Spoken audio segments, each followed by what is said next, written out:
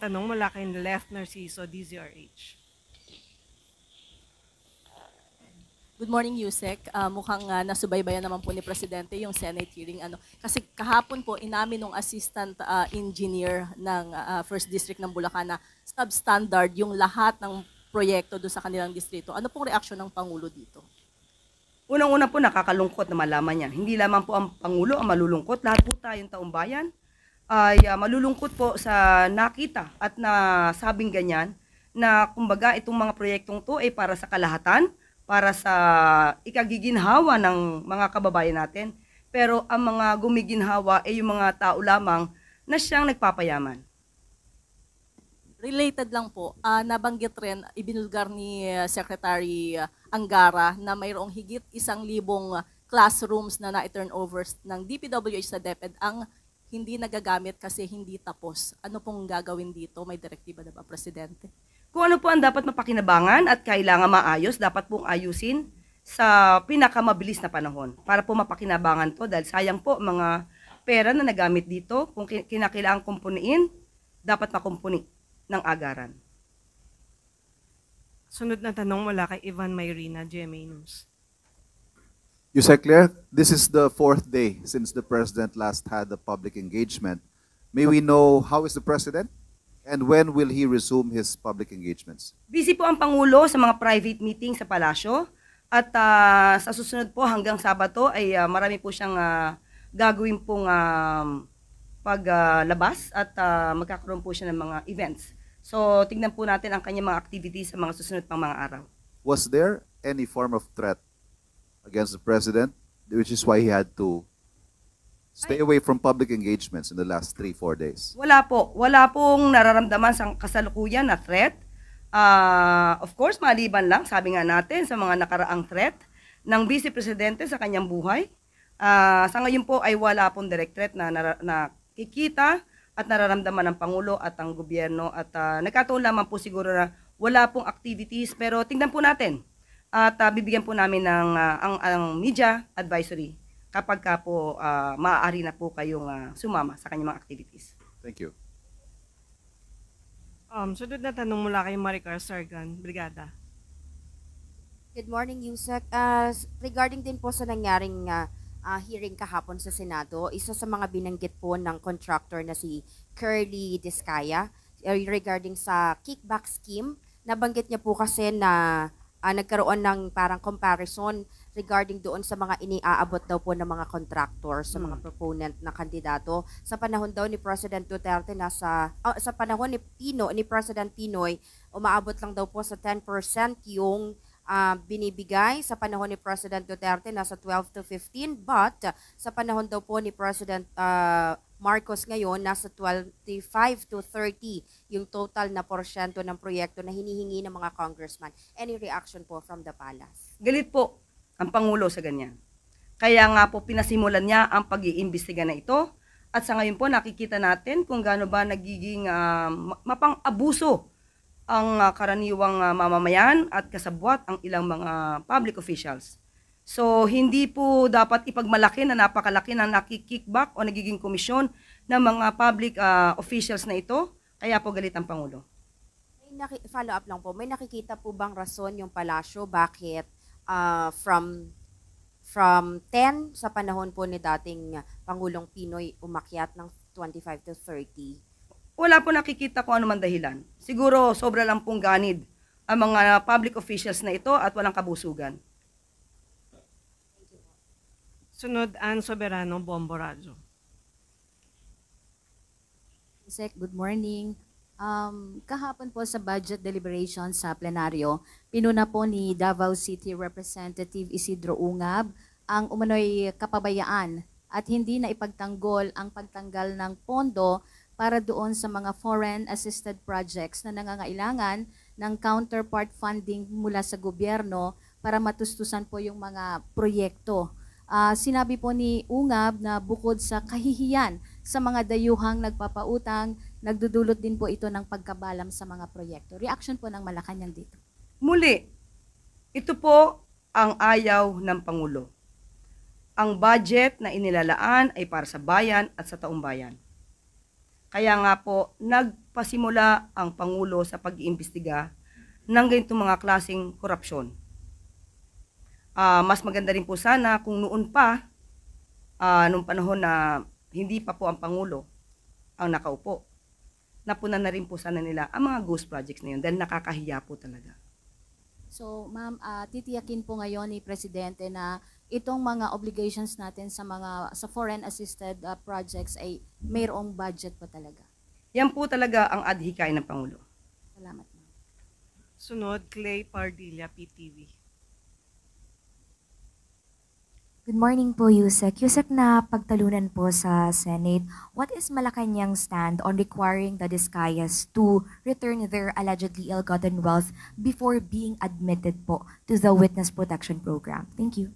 Totoo naman na hindi categorically nakasaad na dapat na may iba pang mga requirements bago ma-subject or mabigyan ng benepisyo ang isang witness sa under the Witness Protection Program. Pero isinasa din po sa RA 6981, RA 6981, Section 5, paragraph E. And I quote, "To cooperate with respect to all reasonable requests of officers and employees of the government who are providing protection under this act." So in other words, malaya po na makapagbibigay ng mga reasonabling requirements or mga kondisyon ang DOJ bago po maisama ang isang witness under the Witness Protection Program. Unang-una po, kapag sinabi po natin na sasalang dito, sila po ay kinakailangan magsalita, magsabi ng katotohanan, buong katotohanan, tell all, kumbaga. Kapag sinabi nilang tell all, ibig sabihin pati yung liabilities nila ay dapat na maisiwalat. At kapag may pag-amin na sa kanilang naisiwalat na kanilang di umanong pagnanakaw sa kaban ng bayan, hindi po ba nararapat din na isoli nila ito upang makita ang kanilang good faith instead na hintayin pa na ang gobyerno ang magsampa ng kaso sa kanila. Ang mga witness na nagnanais ng protection mula sa gobyerno ay humihingi ng tulong sa gobyerno. Hindi po ba dapat din na sila'y magbalik sa gobyerno habang sila ay pinoproteksyonan? Gagastusan sila ng gobyerno, so kailangan din po na sila ay tumulong sa gobyerno. Bakit pa natin hihintayin na ang gobyerno ay magsampa ng kaso para mabawi ang mga nanakaw nila kung sila naman mismo ang umaamin na sila ay minanakaw sa gobyerno? Sunod, Katrina Domingo, ABS-CBN. Ma'am, Undersecretary, Vice President Sara Duterte is accusing Malacanang of sending several personnel from the embassy in The Hague to conduct allegedly, in her own words, a scam welfare check. May we verify po if may pinadala po ba ang Malacanang para mag-check sa kalagayan ni dating Pangulong Rodrigo Duterte sa ICC detention facility? Ang statement po na yan ng Vice Presidente, ang tutugon po dyan ay ang DFA. Pero ang tutugunan lamang po natin ay yung kanyang huling mensahe patungkol po dun sa di umanong mukhang hindi alam ng pamahalaan na maraming OFWs na detained, distressed, abandoned, or neglected. At ito daw po ay hindi natutugunan ng gobyerno. Yan po ay malaking kasinungalingan. Nakausap po natin si Yusek Undersecretary Bernard Olalia at tinanong po natin kung ano ang masasabi ng nasabing ahensya. Mayroon po tayong Migrant Workers Office o MWO na nasa mga destinasyon o mga bansa na malakas o malaki ang populasyon. Ito ay headed by labor attaché. So lahat po ng mga kinakailangan or pangangailangan ng ating mga kababayan sa ibang bansa, especially the OFWs, ay tinutugunan ng ating gobyerno. At yan din po ang nais ng ating Pangulo. Lahat ng pangangailangan ng mga OFWs, ng mga kababayan natin na sa ibang bansa, dapat matugunan agad-agad. At ayon sa record po ng DMW, lahat ng humihingi ng tulong sa kanila, 100% nilang natutugunan. at may records po sila. At meron din pong quick response team ang DMW at kung kinakailangan ng rescue at hindi sila agad nakakapasok, humihingi agad sila ng tulong sa mga otoridad, mga police authorities sa nasabing bansa. Kaya ito pong binabanggit ng Vice Presidente na walang naitutulong sa mga OFWs, it is another fake news. Just a follow-up question, on the legal perspective, as a lawyer as well, meron po bang breaches in law or in protocol when the President orders the DFA or embassy officials to check on the former President inside the ICC? Because the Vice President is saying, hindi man lang daw po napasabihan ata yung mga relatives ng dating Pangulo. Muli, hayaan po natin ang DFA na tumugon dito para po sila din po ang makapagbigay kung may katotohanan po itong ibinibintang ng Vice Presidente. Sunod, Ana Bajo, GMA News Online. Morning, ma'am. Ma'am, may we just get the palace reaction to Senator Rodante Marcoleta questioning the independence of the ICI? Ma'am, he said the body is allegedly too dependent on other government agencies as regards po sa pag-imbestiga sa mga flood control anomalies. Ang pagiging independent ng isang investigating body ay makikita kung ito ba ay impartial. Walang kinikilingan, walang kinakampihan, walang tinatanggap na suhol o napapamalitang tumanggap ng suhol para ipagtanggol ang nasasabing sangkot.